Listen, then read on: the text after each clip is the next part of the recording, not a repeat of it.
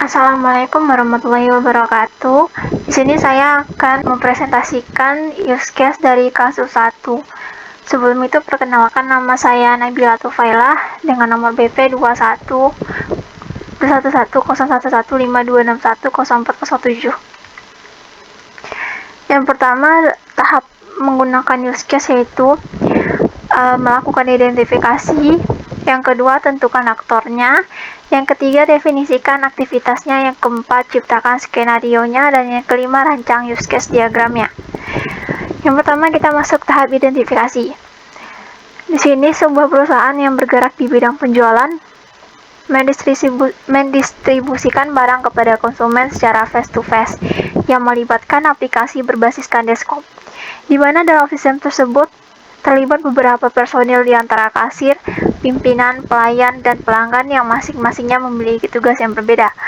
Di dalam aplikasi tersebut diberikan kemudahan dalam pengolahan data seperti pengolahan data barang, data supplier, data pelanggan, data transaksi yang terdiri dari transaksi jual dan beli yang nantinya menghasilkan sebuah laporan yang dibutuhkan oleh pimpinan.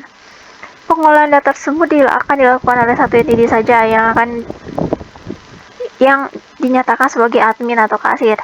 Dalam setiap pengolahan data tersebut membutuhkan perintah simpan, edit, hapus, dan exit. Setiap pelanggan yang terdaftar di perusahaan tersebut akan mendapatkan kartu diskon untuk transaksi selanjutnya. Yang paling penting, setiap pengguna sistem harus login terlebih dahulu.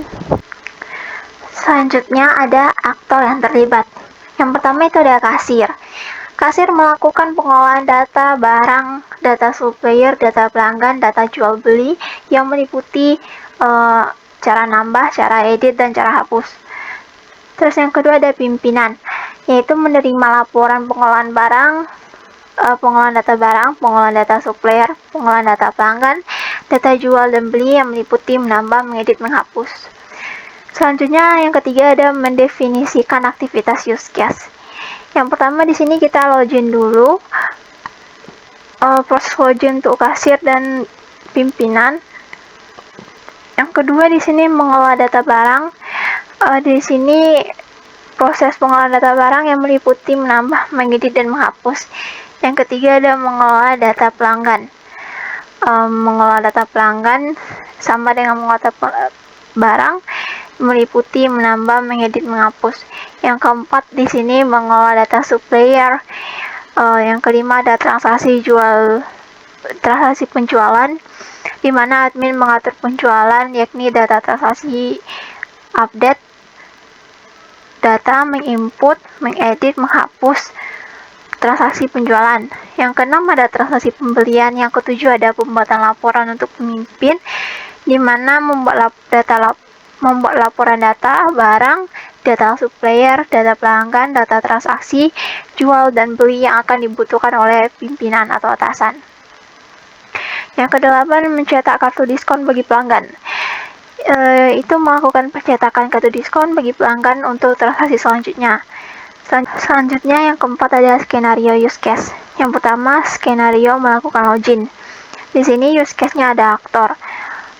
Aktor melakukan login yaitu ada kasir dan pemimpin.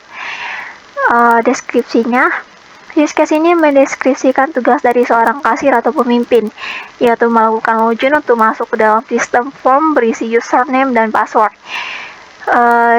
Kegiatan pelakunya di sini yang pertama memasukkan username dan passwordnya, lalu sistem merespon, sistem memeriksa username dan password, lalu sistem masuk ke dalam sistem penjualan.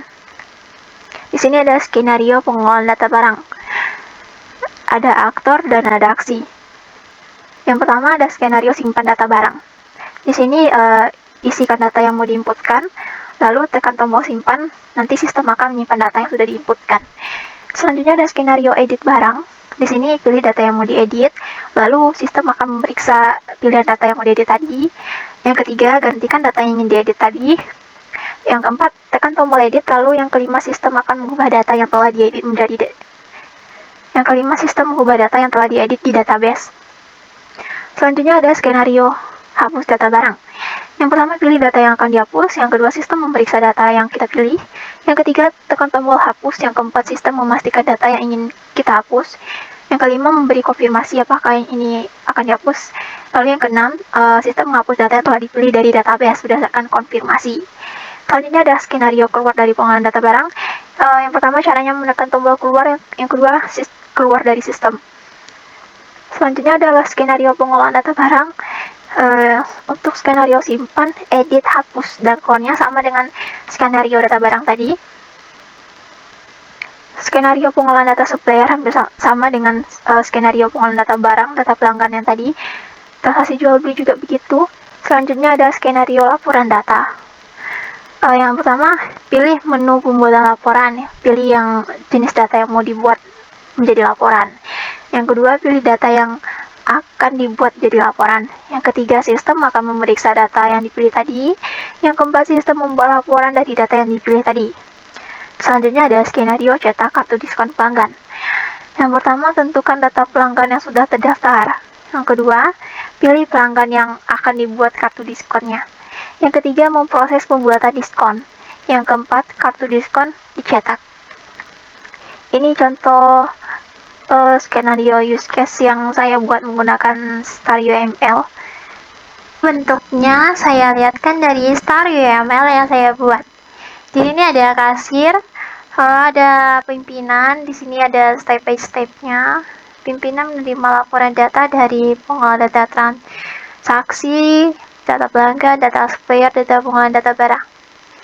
Presentasi dari saya. Assalamualaikum warahmatullahi wabarakatuh.